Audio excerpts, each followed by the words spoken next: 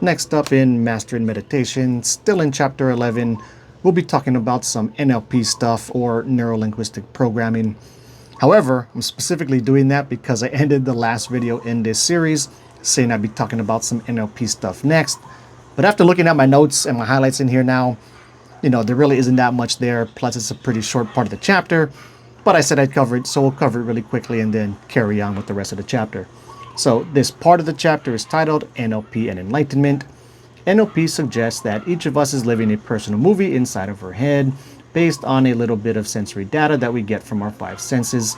How does that fit with the right brain, which is looking after us continuously? What does that look like? The answer came like a lightning strike.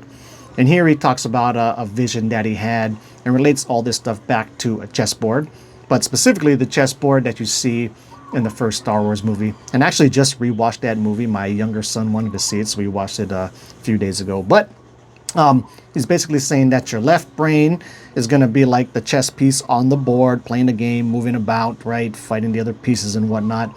But then your right brain is like the person sitting outside of the board, looking at the game, seeing everything all at once, and moving the pieces about.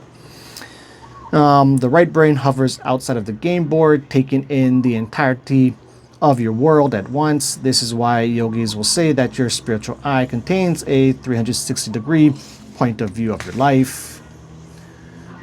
He also goes into like a personal experience he had of like feeling like the whole world was spinning during his meditation, but then he opened his eyes and everything was indeed still.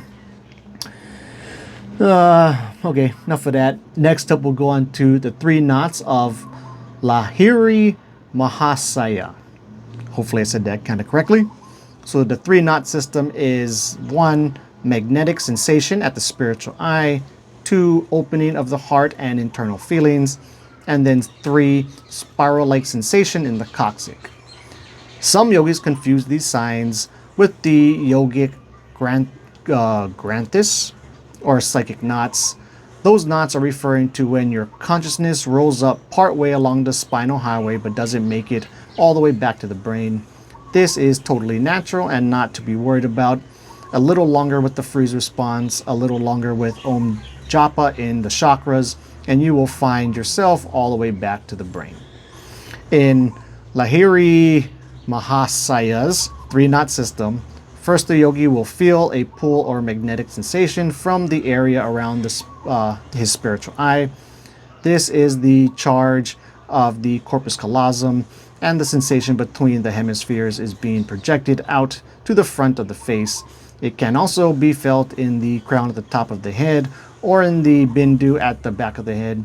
Because the Kriya Yogi spends much time with his medulla, he may also feel the sensation there, which he says is very healthy. Where are we?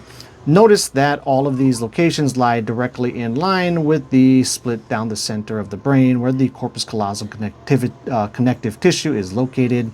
This sensation is most healthy when experienced in the medulla or the crown. He doesn't say exactly why that is. Second, the yogi will suddenly become more sensitive to everything inside himself.